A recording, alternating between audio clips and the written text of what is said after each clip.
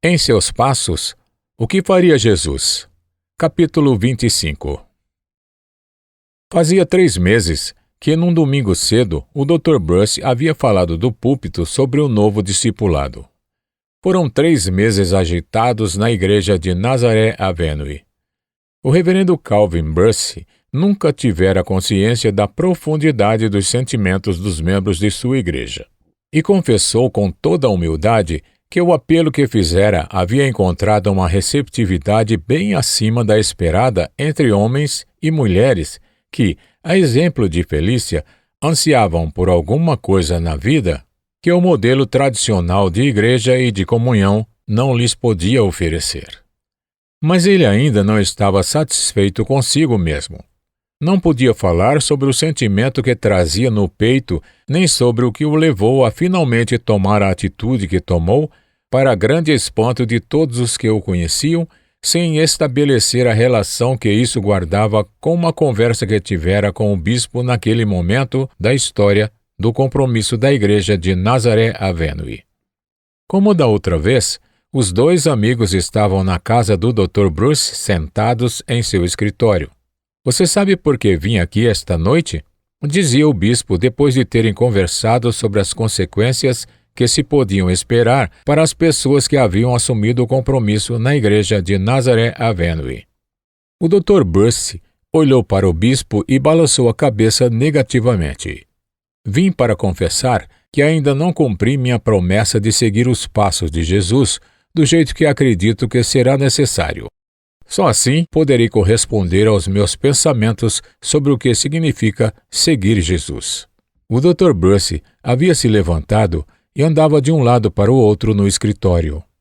O bispo permanecia numa cadeira confortável com as mãos unidas, mas seu olhar era de quem estava para tomar uma grande decisão. "Edward", falou o Dr. Bruce de repente, "eu ainda não estou satisfeito comigo mesmo no que se refere ao cumprimento da promessa que fiz. Mas finalmente decidi que caminho vou seguir. E para isso, terei de renunciar ao pastorado da igreja da Nazaré Avenue." "Eu sabia que você ia fazer algo assim", respondeu o bispo com tranquilidade. "E estou aqui esta noite para dizer que serei obrigado a fazer o mesmo em relação ao meu cargo." O Dr. Bruce virou-se e caminhou na direção do amigo. Ambos estavam lidando com um grande entusiasmo ainda contido. "Isso é necessário no seu caso?" perguntou Bruce. "Sim, e digo-lhe minhas razões. É provável que sejam as mesmas que as suas. Na realidade, tenho certeza de que são as mesmas." O bispo fez uma pausa momentânea e continuou, agora mais convicto de seus sentimentos. "Calvin, você sabe durante quantos anos venho exercendo esse meu cargo e conhece um pouco da responsabilidade que ele me traz. Não quero dizer que minha vida tem sido isenta de fardos ou tristezas, mas é claro que tenho levado uma vida que os pobres e desesperados dessa cidade pecaminosa chamariam de muito confortável. Sim, uma vida de bastante luxo. Tenho uma bela casa onde moro, como do bom e do melhor, tenho boas roupas e experimento as coisas boas da vida. Já viajei para o exterior mais de uma dezena de vezes e durante anos tenho desfrutado da agradável companhia das artes, das letras e da música, de tudo o que a vida tem de bom para oferecer. Nunca soube o que é não ter dinheiro ou recursos equivalentes.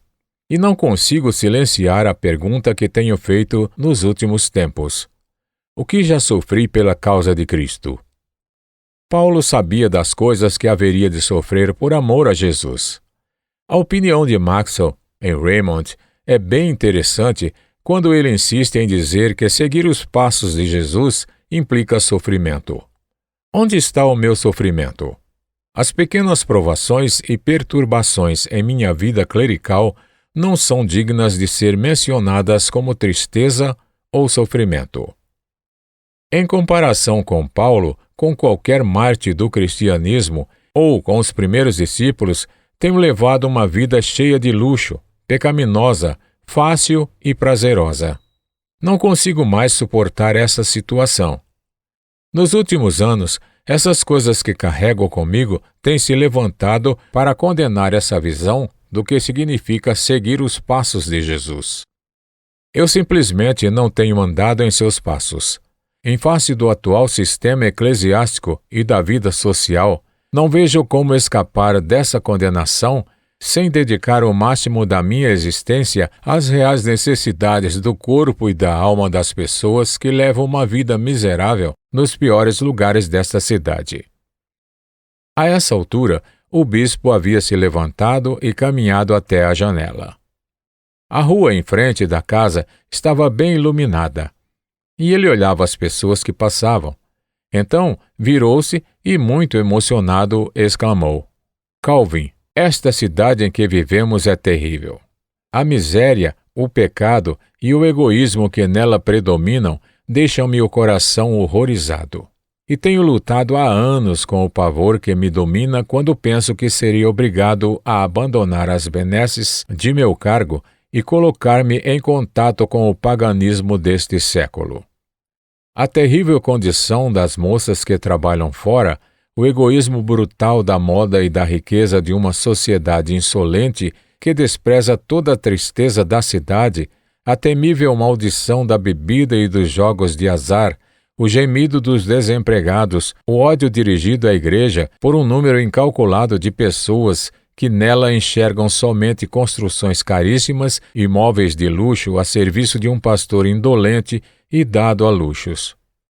Acrescente-se a isso o grande tumulto dessa torrente de pessoas com ideias falsas e verdadeiras, exagerando os males na igreja e sua amargura e vergonha que resultam de muitas causas complexas, tudo isso como uma realidade inquestionável em contraste com a vida fácil e confortável que tenho.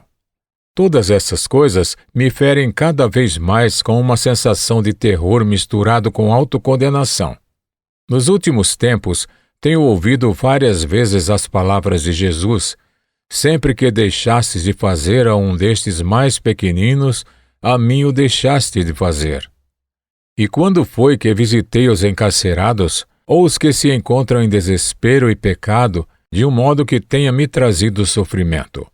Pelo contrário, tenho andado na rotina oferecida pelo meu cargo, vivendo na companhia dos membros ricos, requintados e nobres de minhas congregações.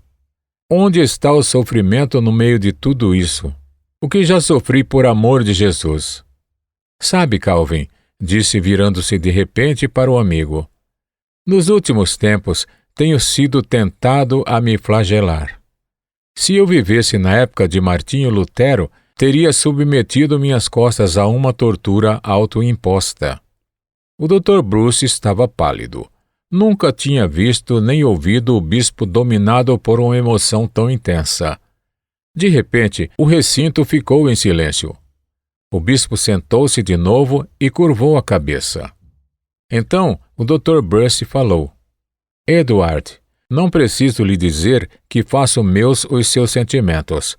Tenho estado numa situação semelhante durante anos. Minha vida tem sido luxuosa. É óbvio que não estou querendo dizer que nunca tive provas, desalentos ou pesados fardos no ministério, mas não posso dizer que de alguma forma sofri por Jesus. Aquele versículo de Pedro me ocorre constantemente. Cristo sofreu em vosso lugar, deixando-vos exemplo para seguirdes os seus passos. Tenho vivido no meio do luxo. Não sei o que significa passar necessidade. Também tenho meu lazer proporcionado por viagens e boas companhias. Tenho vivido cercado pelo conforto fácil e agradável da civilização. O pecado e a miséria desta grande cidade têm batido como ondas contra as paredes de pedra da minha igreja e desta casa onde vivo. E raramente as vejo, de tão espessas que são as paredes. Cheguei a um ponto em que não posso mais suportar uma situação dessas. Não estou condenando a igreja. Eu a amo. Não estou abandonando a igreja. Acredito em sua missão e não desejo destruí-la. E desejo menos ainda, ao dar o passo que estou para dar, ser acusado de abandonar a comunhão cristã. mas sinto que devo renunciar ao meu cargo de pastor da igreja de Nazaré Avenue para que possa me convencer de que estou seguindo os passos de Jesus do modo como devo. Ao agir assim, não julgo nenhum outro pastor, nem estou criticando o conceito que outras pessoas têm do discipulado. Mas sinto o mesmo que você. Devo partir pessoalmente para um contato mais próximo do pecado, da vergonha e da degradação desta grande cidade. E sei que para fazer isso, preciso romper meus contatos imediatos com a igreja de Nazaré Avenue. Não vejo como poderia sofrer por Jesus de outra maneira que não essa. Então, novamente aquele silêncio pairou sobre os dois amigos. O que eles estavam decidindo não era nada simples. Ambos tinham chegado à mesma conclusão através do mesmo raciocínio e estavam meditando muito. Por estarem tão acostumados a analisar sua conduta, não poderiam subestimar a seriedade da posição que estavam tomando. "O que você tem em mente?" perguntou o bispo de forma gentil e mostrando o sorriso que sempre deixava sua expressão mais bonita. A glória que podia ser vista no rosto do bispo crescia a cada dia. "Meu plano?" respondeu o Dr. Bruce sem pressa. "É colocar-me dentro de pouco tempo no centro da maior necessidade humana que eu puder encontrar nesta cidade e ali morar. Minha esposa concorda plenamente comigo. Já decidimos procurar uma casa num ponto da cidade onde nossa vida pessoal tenha a maior importância possível. Permita-me sugerir-lhe um lugar." O bispo estava agora empolgado. Seu rosto realmente brilhava com entusiasmo pelo movimento que ele e o amigo haviam abraçado. Então prosseguiu e apresentou um plano de alcance tão amplo e poderoso, tão cheio de possibilidades, que o Dr. Bruce ficou espantado diante da visão de uma alma tão superior à sua.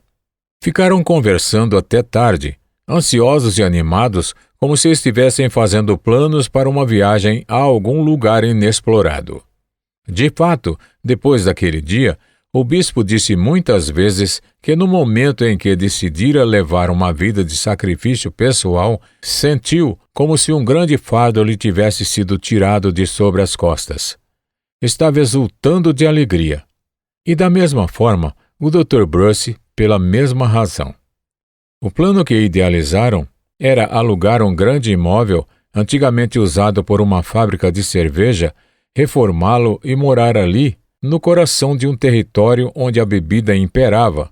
Os cortiços eram deploráveis, onde o vício, a ignorância, a desonra e a pobreza se acumulavam em suas expressões mais repulsivas.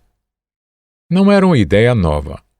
Ela havia sido colocada em ação quando Jesus Cristo deixou a casa do Pai e abriu mão das riquezas que eram suas, a fim de estar mais próximo da humanidade e, vivendo dentro de sua realidade pecaminosa, resgatar os homens do poder do pecado. A comunidade da universidade não é uma ideia nova. É tão antiga quanto Belém e Nazaré. Neste caso específico, era o instrumento mais eficaz para satisfazer o desejo que aqueles homens tinham de sofrer por Cristo. Ao mesmo tempo, nascia nos dois um anseio que se tornou uma obsessão de estarem mais próximos da grande pobreza material e da privação espiritual da grande cidade que pulsavam no meio deles. Como poderiam conseguir fazer isso se não resolvessem participar da desventura do próximo? Onde o elemento do sofrimento poderia entrar se não houvesse algum tipo de renúncia? E o que faria essa renúncia ser percebida por eles mesmos ou por qualquer outra pessoa se ela não se expressasse de forma concreta, real e pessoal na tentativa de participar dos mais profundos sofrimentos e da realidade pecaminosa que graçava na cidade? É assim que os dois viam suas razões, mas não julgavam os outros. Estavam apenas mantendo o compromisso de fazer o que Jesus faria, do modo como sinceramente entendiam. Foi o que prometeram. Como haveriam de reclamar das consequências se não podiam resistir ao desejo de fazer o que estavam planejando? O bispo tinha seu próprio dinheiro. Todos em Chicago sabiam que ele tinha uma fortuna razoável. Com as obras literárias nas quais trabalhava em paralelo com seus deveres pastorais, o Dr. Bruce havia conquistado uma independência financeira mais que confortável. Os dois amigos haviam concordado em aplicar grande parte desses recursos na nova obra, principalmente na infraestrutura da comunidade.